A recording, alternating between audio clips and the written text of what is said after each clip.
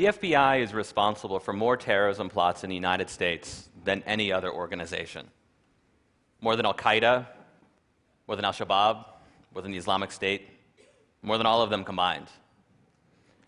This isn't likely how you think about the FBI.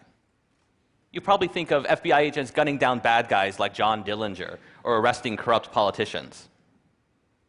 After the 9/11 terrorist attacks, the FBI became less concerned with gangsters and crooked elected officials. The new target became terrorists, and the pursuit of terrorists has consumed the FBI. Every year, the Bureau spends $3.3 billion on domestic counterterrorism activities. Compare that to just $2.6 billion combined for organized crime, financial fraud, public corruption, and all other types of traditional criminal activity.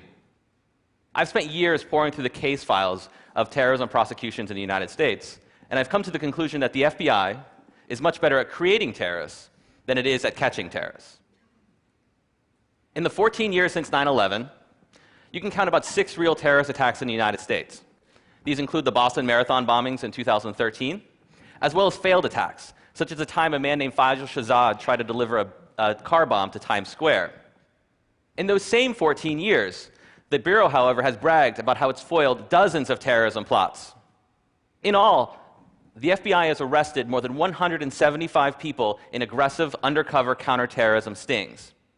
These operations, which are usually led by an informant, provide the means and opportunity, and sometimes even the idea, for mentally ill and economically desperate people to become what we now term terrorists.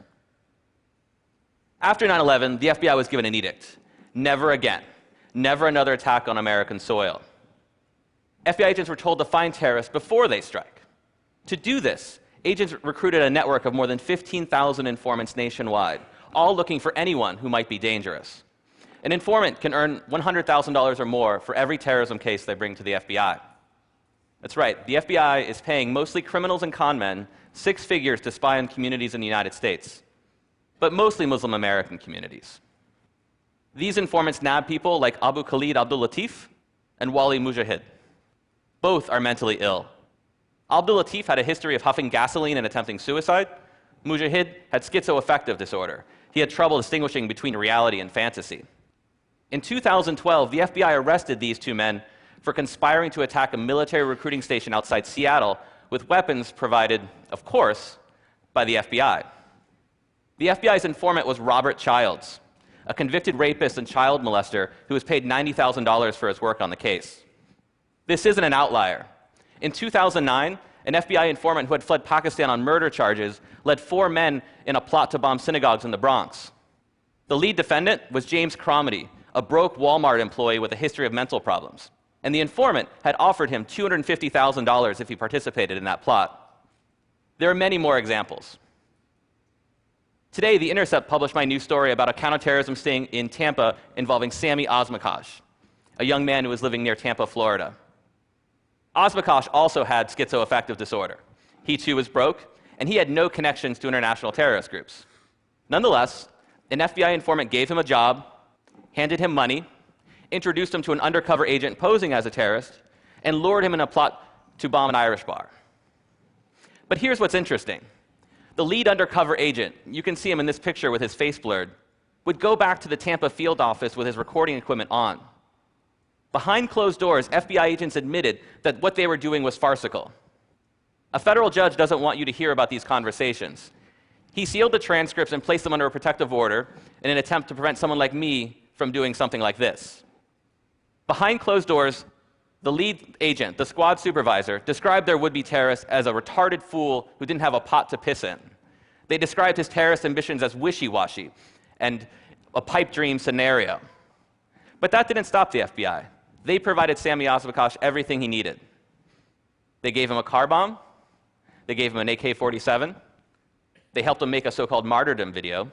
And they even gave him money for a taxi cab so he could get to where they wanted him to go. As they were working the sting, the squad supervisor tells his agents he wanted a Hollywood ending. And he got a Hollywood ending. When Sami Osmakash attempted to deliver what he thought was a car bomb, he was arrested, convicted, and sentenced to 40 years in prison. Sami Osmakash isn't alone. He's one of more than 175 so-called terrorists for whom the FBI has created Hollywood endings. US government officials call this the war on terror. It's really just theater, a national security theater, with mentally ill men like Sami Osmakash, unwitting actors in a carefully choreographed production brought to you by the FBI. Thank you.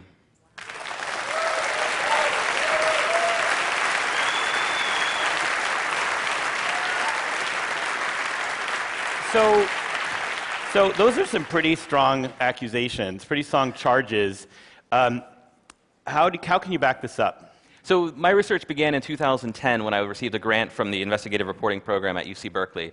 And a research assistant and I put together a database of all terrorism prosecutions at the time during the first decade after 9/11. And we used the court file to find out whether the defendants had any connections to international terrorist groups, whether an informant was used, and whether the informant played the role of an agent provocateur by providing the means and opportunity. And we submitted that to the FBI, and we asked them to respond to our database. If they had errors, if they believed there were any errors, we asked them to tell us what they were, and we go back and check, and they never challenged any of our findings. Later, I used that data in a magazine article and later my book, and on appearances with places like CBS and NPR, they were offered that opportunity again to say, Trevor Aronson's findings are wrong, and they've never come forward and said these are the problems with those findings. So the data, is since been used by groups like Human Rights Watch on its recent report on these types of sting operations, and so far the FBI has never really responded that, to the charges that it's really not catching terrorists so much as it's catching mentally ill people that it can dress up as terrorists in these types of sting operations. So The Intercept is that new investigative journalism website that's co-founded by Glenn Greenwald. Tell us about your article and why there.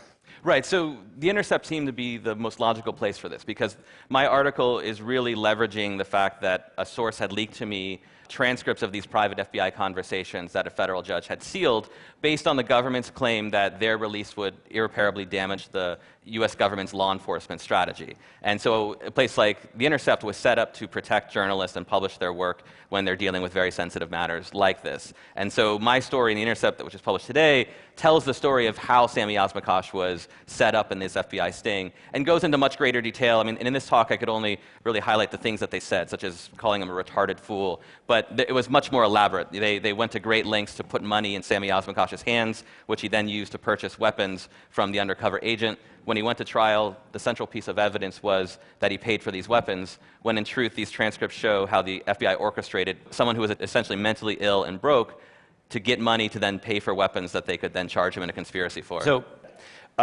one final question.